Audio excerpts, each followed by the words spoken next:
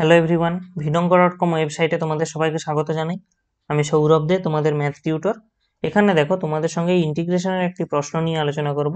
আমাদেরকে একটি নির্দিষ্ট সমাকল নির্ণয় করতে বলা হচ্ছে এবং অপেক্ষকটা দেওয়া আছে এফ অফ এক্স, যেটা হলো modulus of x minus one plus modulus of x plus one. আমরা প্রথমে এই অপেক্ষকটাকে একটু বিশ্লেষণ করে লিখব। দেখো, modulus of x minus one, এটা মানে হলো minus of x minus one যখন এক্স মাইনাস ওয়ান শূন্যের থেকে ছোট, আর এর ভ্যালু হয় এক্স মাইনাস ওয়ান যখন x minus one greater equal to zero. ঠিক একই কেস হবে modulus of x plus one, এটা হবে কত না minus of x plus one যখন এক্স প্লাস ওয়ানটা শূন্যের থেকে ছোট, এবং এর ভ্যালু হবে এক্স প্লাস ওয়ান যখন এক্স প্লাস ওয়ানটা গ্রেটার ইকুয়াল টু জিরো। তাহলে আমরা অ্যাকচুয়ালি যদি দেখি, মডিউলাস অফ এক্স মাইনাস ওয়ানের ভ্যালুটা কি আসছে, ওয়ান মাইনাস এক্স যখন এক্সটা লেস দেন ওয়ান, আর এর ভ্যালু হবে এক্স মাইনাস ওয়ান যখন extra greater equal to one. একইভাবে আমরা modulus of x plus one কি পাবো, মাইনাস এক্স মাইনাস ওয়ান যখন এক্সটা মাইনাস ওয়ানের থেকে ছোট, এবং এটা সমান হচ্ছে এক্স প্লাস ওয়ান যখন x greater equal to minus one.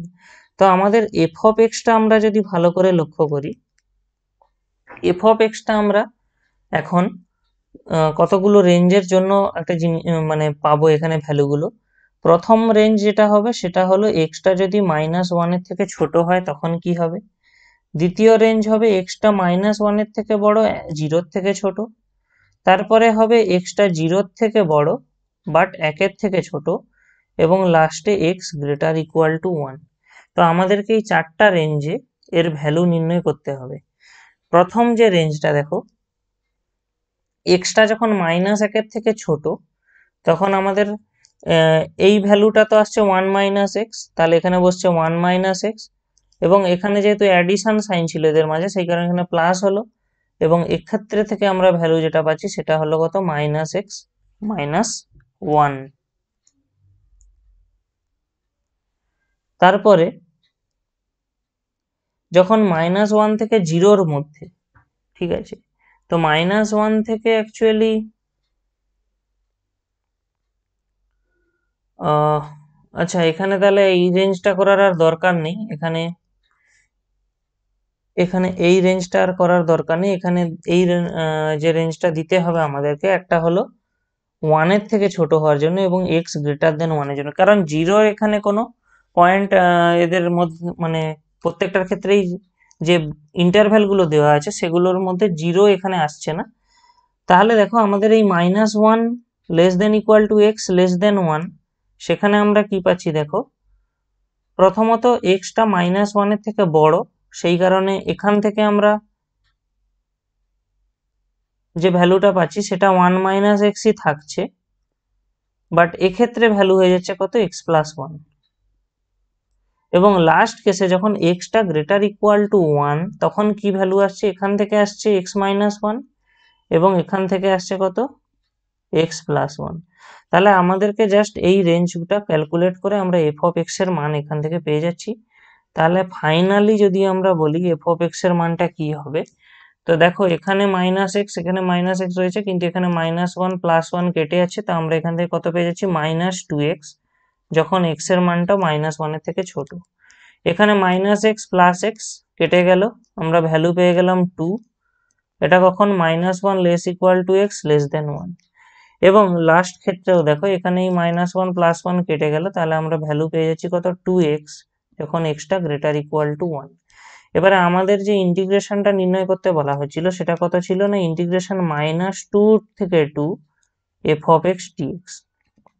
তো স্বাভাবিকভাবেই আমরা ইন্টিগ্রেশনটাকে ভাঙবো, মাইনাস টু থেকে minus one plus minus one থেকে ওয়ান এবং লাস্টে ওয়ান থেকে টু।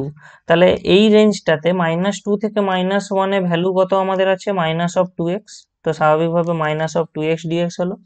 এখানে ভ্যালু টু, তাহলে এখান থেকে আসবে টু ডিএক্স, এবং এখানে আছে টু এক্স, তাহলে আমরা এখান থেকে পেয়ে যাব কত, টু এক্স ডিএক্স। তাহলে এখানে মাইনাস টুটা স্বাভাবিকভাবেই ইন্টিগ্রেশনের বাইরে চলে যাবে, এবং ইন্টিগ্রেশন যখন আমাদের হয়ে যাবে আমরা কত পেয়ে যাবো, এখান থেকে x square by two. Range হলো মাইনাস টু থেকে মাইনাস ওয়ান।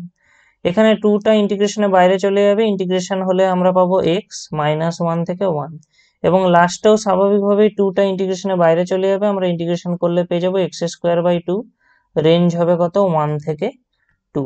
আচ্ছা, এবার একটা জিনিস এখানে দেখো, এই 2টাও অ্যাকচুয়ালি কনস্ট্যান্ট হওয়ার জন্য ইন্টিগ্রেশনের বাইরে চলে যাবে, তো এই 2 এবং এই 2 কাটাকাটি হয়ে যাবে, তাহলে আমরা কত পেয়ে যাবো মাইনাস, এবং আমাদের যে লিমিটটা বসাবো শুধুমাত্র তখন x² উপর বসাবো, তাহলে আমরা অ্যাকচুয়ালি কত পাবো এখান থেকে -1² -2² প্লাস 2 ইন্টু 1 -1 প্লাস, দেখো এখানের এই 2 এবং এখানে এই 2 কাটাকাটি হয়ে যাবে, তা আমরা এখানে লিমিট বসাবো 2² -1²। তাহলে কি পাচ্ছি এখান থেকে দেখো 1 প্লাস, 1, এটা অ্যাকচুয়ালি 4 হয়ে যাবে, এখানে একটু মিস্টেক হয়ে গেছে, তো আমাদের মাইনাসটা বাইরে থাকলো, -1² মানে 1, মাইনাস এখানে -2² মানে 4, প্লাস এখান থেকে আমরা পেয়ে যাবো 2 ইন্টু 1 প্লাস 1, এবং লাস্টে আমরা পেয়ে যাবো 4 - 1। আচ্ছা, এখানে 1 - 4 মানে কত আমরা পাচ্ছি -3, ওই -3 আর এই -1 ক্যালকুলেট হয়ে গিয়ে আমরা +3 পাবো, প্লাস এখানে 2 আছে আর এখানে 2 ক্যালকুলেট হয়ে আমরা পেয়ে যাবো 4, প্লাস এখান থেকে আমরা কত পেয়ে যাচ্ছি 3, তাহলে ক্যালকুলেট হয়ে কত হচ্ছে দেখো 10। তো আমাদের এখানে যে ইন্টিগ্রেশনের ভ্যালুটা বেরালো সেটা আসবে 10। ভিডঙ্গ.com ওয়েবসাইটে ম্যাথটি দেখার জন্য অসংখ্য ধন্যবাদ জানাই। এরকমই নানা প্রশ্ন তাদের সমাধানের জন্য আমাদের ওয়েবসাইটটি ভিজিট করো।